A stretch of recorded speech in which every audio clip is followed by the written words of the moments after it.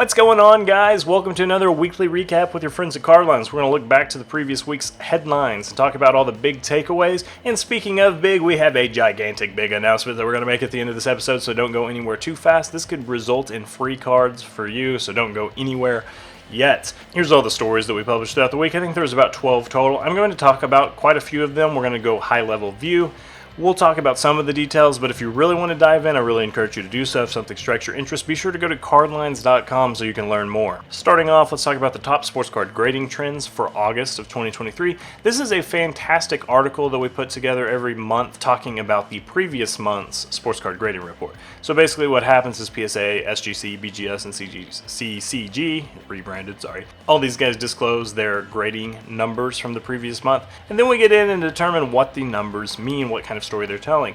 It's been pretty slow over the summer. There was a decline of 14% in June, and then last month's report we reported 4% drop. This month it was actually overall up 2% in grading volume, so that's good. It's also not completely unexpected.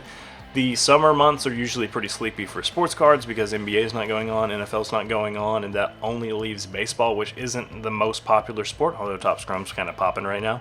So with all that said, it's kind of anticipated that summer is going to be a little bit sleepier, but we still see some positive signs of life. We see an increased grading number, and my guess is next month, as we move closer to the NFL season, we're going to see this number climb up even higher, and then obviously NBA season will be starting before too long, and once again the cards will be kind of making that cyclical climb. There's a lot of positive stuff. PSA was up across the board. In this article we break down the decades. So what percentage of cards being graded. We have a lot of modern stuff in the 2020s, for example. It looks like approximately 60% of PSA sports cards were from the 2020s, so cards in the last 3 years. It's pretty wild, actually, that they've been grading. And then, of course, gem rates, the different people, the athletes that were being graded the most. It's almost always Michael Jordan in the top three, spoiler alert, but you can kind of get a sense for how the market's moving and people that are being graded. So just the numbers here, I'm thinking, wow, we're going to see a spike in football cards pretty soon. Trevor Lawrence, Tom Brady, Joe Burrow, a lot of young football stars, plus Tom Brady. I'm going to not consider him a young football star anymore. The article, How Soccer Stickers Gave Birth to Soccer Cards of Today, is another great read, especially for those modern soccer collectors. I don't know much about soccer and I haven't been a collector, but this is a pretty short, concise read that had a lot of the history of soccer and how we came to get the modern soccer cards. When you're thinking Topps or you're thinking Panini or what you're thinking of when you're thinking of soccer cards actually has roots that you can trace back to sticker cards. Had no idea, and some of these are some big boy cards that are worth quite a bit. So check out this article whether you're a soccer history buff, you're looking to learn and introduce yourself to the hobby. That was kind of myself here when diving into soccer cards. Or maybe you're looking for cards to potentially invest in, like some of these old stickers. Really great read, nicely done. Like I said, not very long, very easy to digest. Really cool piece. And now the story that everybody's talking about, Wander Franco and the allegations that he has potentially made some bad decisions with a 14-year-old. So I'm not going to speculate whether or not he's right or wrong. This article doesn't speculate either. It's just more of a look at the history of other players who have been involved in certain circumstances that are kind of similar. Of course, news dropped today. I'm filming this on Thursday. News dropped today that somebody close to the scene thinks he might have played his last MLB game. Sounds very ominous, especially for Wander Franco PC collectors, but you never know how these things are going to go. One great point that this article makes is about Kobe Bryant and how there's a rape case against him at one point, and Shai says here, I kid you not, I lived in Israel, and it was a top headline. So everybody was talking about it, and he seems to have rebounded just fine, where it says here he's treated like a saint. He's muralized around LA like a saint now. And everybody loves Kobe. Everybody's back all in on Kobe. So there's possibilities here that you could buy the dip with Wander Franco, and then maybe this works itself out. This is not me telling you to do so, but I'm also not telling you not to do so. Follow the news, see what people are saying, and then make a smart, informed decision based on what you think. Here's a little bit more positive headlines. Kenny Pickett has been really lighting it up thus far, and people are talking like they're finally taking the training wheels off the Steelers' offense and they're going to let him cook. Keep in mind, the Steelers came in and he was playing really top teams in the NFL after he got the start, and his first two games were actually awful. But apart from being awful those first two, he really rebounded well, and he looked competent against top-level teams. So now he has one of the best receiving corps in the NFL, and I counted down the top 10 Kenny Pickett rookies to invest on. I also pushed out a YouTube short if you're interested in that kind of thing. It talks about the top 5. So we looked at all the top 10.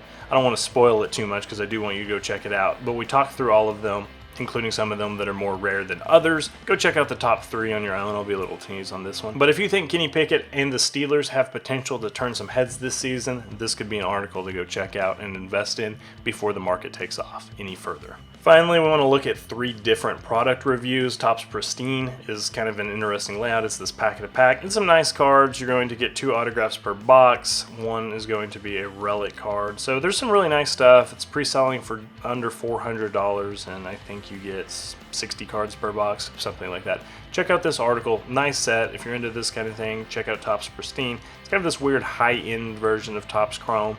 I don't know that it's necessarily going to like displace Chrome, as hot as Chrome is right now, and even the variations of Chrome like Cosmic. All that stuff's really popping right now. But go check this out and see what you think of Topps Pristine and see how you feel about investing in that one.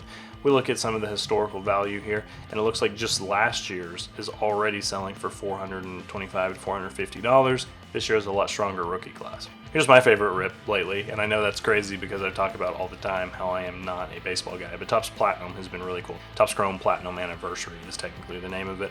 These are great retail rips, and I've opened a few of them, especially for a video that I have coming out next week. Really cool cards. I haven't pulled anything that's just huge money thus far, but got some really nice cards, even out of the retail, and I have some hobbies coming in, so we'll review that at some point. These are really cool cards, and the best part is they're $100 boxes. You get, for $100, I think it's 24 packs of 4.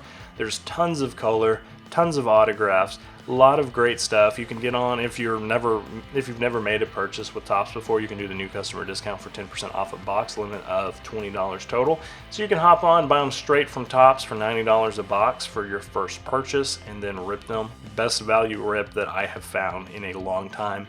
Really enjoyed it. And finally, Immaculate Collection's an interesting release because, of course, it's coming from Panini, and this is a baseball product, so it is not going to be licensed. But to get their $370 to $380 out of this what is associated with being a very high-end brand, it is loaded. There are a lot of nice cards. Everybody from past legends to current stars and even rising rookies. There are a lot of awesome cards here, and they are all, these boxes are just pretty stacked from what we can tell. Looks like there's big potential.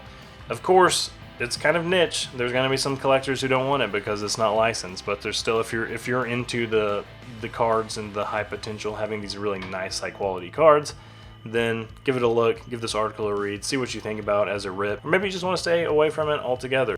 Alright, now it's time for the fun. I am posting a daily video on our Instagram, on our TikTok, and our YouTube as a YouTube short every day for the month of August, and I'm probably going to keep this up into the future as well. These videos are growing in views, they're growing in traction, and we're having a lot of fun doing it.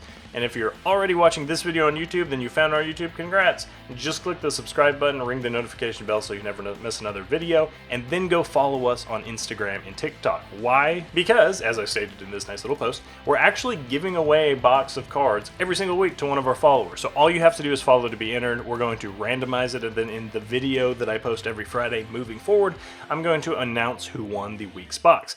It's very easy to win. Like I said, every Instagram, TikTok follower is eligible to win, so just give us a follow. We're going to give you guys some sealed wax just as a thank you for the support. We're actually putting a lot of work into these. Most of the big views on these platforms right now are going to people who are just cutting down a box break to videos of them opening a big high dollar pack. We're actually trying to bring investment advice, card news, and a lot of good stuff to you. So please, if you are on either of these platforms, you can go give us a follow on Instagram, on TikTok, and don't forget we have a lot of other great videos, so all you have to do is just click right up there to give them a watch, and then come back next week for some more videos and some more weekly recaps.